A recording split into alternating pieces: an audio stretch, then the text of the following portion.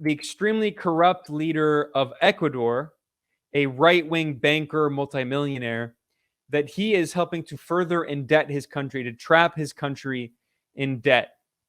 This is something that an Ecuadorian academic pointed out, Alejandro Vanegas. I'll translate it. He's saying that the International Monetary Fund, that's the US-controlled IMF, has finished unmasking the lie that it created in Ecuador.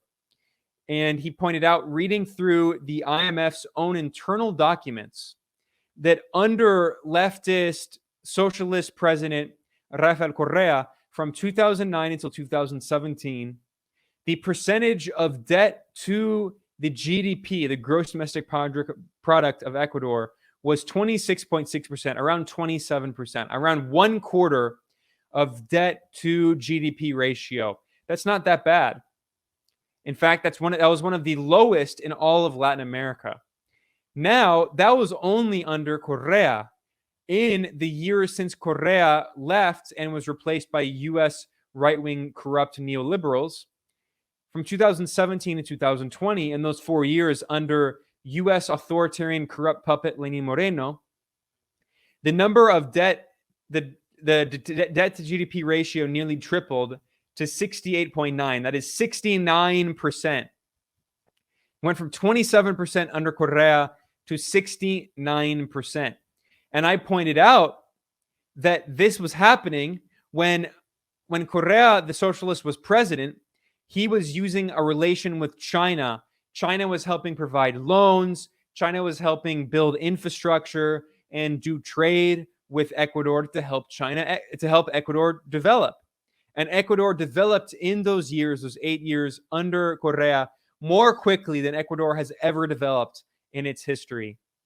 And meanwhile, there was tons of propaganda in the right-wing media across Latin America claiming that supposedly Ecuador was being trapped in Chinese debt, that China was the new neo-colonial power. Well, meanwhile, while all the propaganda claimed that China was colonizing Ecuador and trapping it in debt, the reality is that the US has nearly tripled Ecuador's debt compared to what it was under China. And how did it do that? Here's a really good article by friend of the show, Vijay Prashad. And Vijay Prashad pointed out that the US government claimed that it was going to help Ecuador, supposedly help in scare quotes, by buying off Ecuador's Chinese debt. And here's the article from Vijay Prashad. In January, this is this year, in January, a US government agency decided to pay off part of Ecuador's debt to China so that the Latin American country would break ties with Chinese telecommunications firms.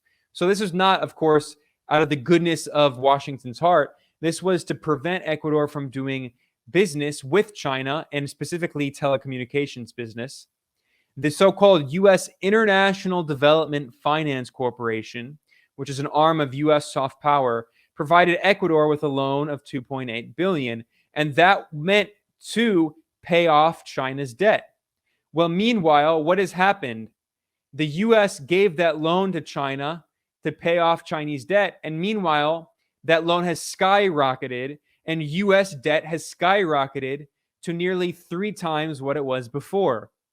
So, as I said on Twitter, if Washington is offering you so-called help, be very afraid. Don't take that so-called help, because the U.S. claims it's going to help you pay off your debt, supposedly, but actually what it ends up doing is traps you in even more debt. Meanwhile, the right-wing banker, corrupt multimillionaire Guillermo Lasso, who is the current Ecuadorian president, a new poll shows that only 2.5% of people in Ecuador think that he is governing well, very well. Only 2.5% say he's governing very well.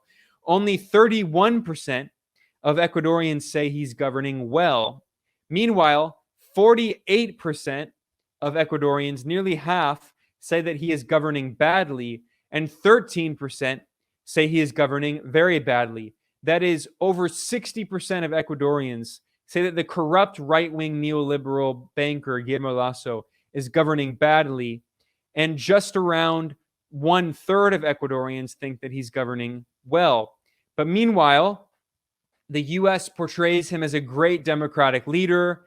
Jake Sullivan, the national security advisor for Biden, just announced that the State Department is sending him and a delegation to visit with Guillermo Lasso and have a trip talking about how great he is, the neoliberal trapping his country in IMF debt.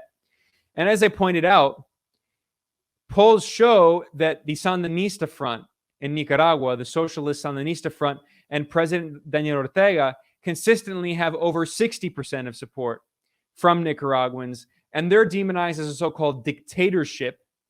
But the US puppet regime in Ecuador, which has 60% disapproval, is never called a dictatorship.